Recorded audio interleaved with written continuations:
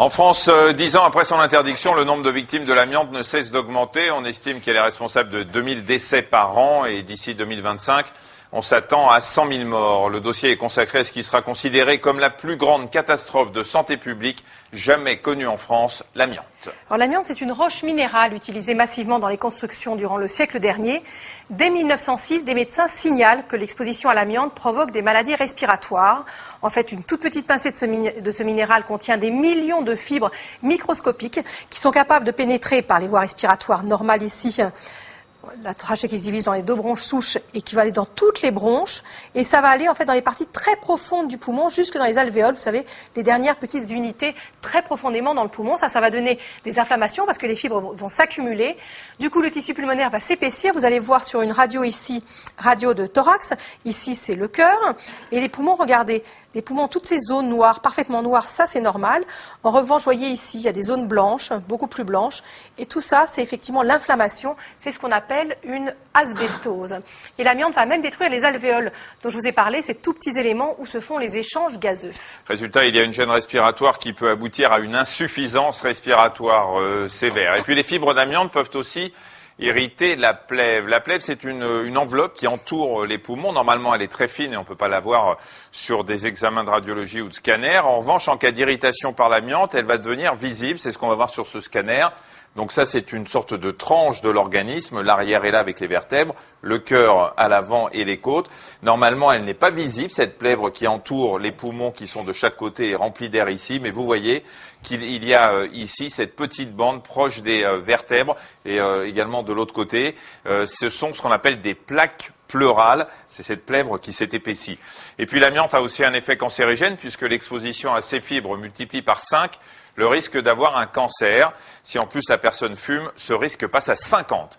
C'est essentiellement le cancer de la plèvre qui est attribué à l'amiante, 8 fois sur 10, et on appelle ça un mésothéliome. Regardez sur un scanner ce que ça donne comme aspect. Alors déjà, on retrouve ce dont Michel parlait tout à l'heure, ces plaques pleurales, là, vous voyez, toutes ces zones-là qu'on ne devrait pas voir. Donc c'est la plèvre qui s'est épaissie. Et normalement, la plèvre, elle est faite de 2 feuillets. Entre ces 2 feuillets, il y a un liquide. Et bien, le problème, c'est que ce liquide, à cause des cellules cancéreuses qui sont au niveau de la plèvre, n'est plus réabsorbé. Et le résultat, c'est ça, c'est ce que vous voyez ici, toute cette zone-là, qui est du liquide, un épanchement qui est tout à fait anormal. On ne devrait rien voir à ce niveau-là. Alors pourquoi est-ce qu'on a attendu 97 pour interdire l'utilisation de l'amiante? Parce qu'elle possède des propriétés très intéressantes pour les industriels. Elle protège de la chaleur et elle rend ininflammable des produits normalement combustibles. D'ailleurs, en grec, ça signifie incorruptible, qui résiste aux agressions chimiques et mécaniques et également possède des propriétés d'isolation. Sans oublier qu'elle n'est pas chère. Et jusqu'à son interdiction, on mettait de l'amiante partout. Alors que ce soit dans l'électroménager, les voitures et surtout dans les constructions. Le pire exemple, ce sont les bâtiments de Jussieu, le campus le plus amianté d'Europe. Yann Dimeglio et Julie Legros font le point sur des travaux de désamiantage qui s'éternisent. À Jussieu, les travaux commencent à faire partie des murs. Voilà 11 ans que cela dure et il reste encore un tiers de l'amiante à retirer. Dans ce gigantesque chantier, des ouvriers bien sûr, mais aussi des chercheurs et des étudiants. Travailler ici peut être dangereux pour la santé. D'ailleurs, en théorie, ça ne devrait plus être possible depuis 1996. Naturellement, on ne va pas continuer à enseigner à Jussieu. Il va y avoir le temps du déménagement, naturellement. Mais avant la fin de l'année, il n'y aura plus d'étudiants à Jussieu parce qu'il y a un risque.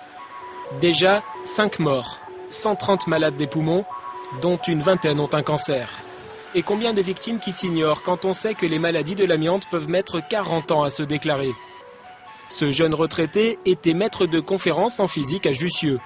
Il a respiré pendant 30 ans des poussières d'amiante dans des salles comme celle-ci.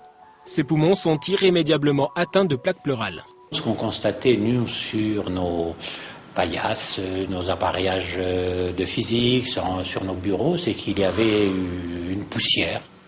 Ce que l'on ne savait pas, c'est que derrière ces plafonds ajourés, il y a de l'amiante qui a été floquée, et c'était cette amiante qui retombait en des poussières très très très fines, et elle tombe d'autant plus facilement que lorsqu'on ouvre les fenêtres, il y a un courant d'air qui s'installe entre l'extérieur et le faux plafond, qui brasse de l'air et qui nous amenait des poussières.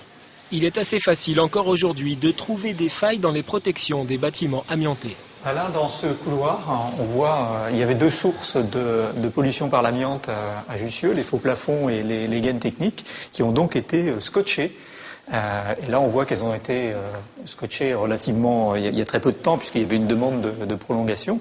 Mais bien sûr, le scotch partout, c'est quelque chose qui s'en va.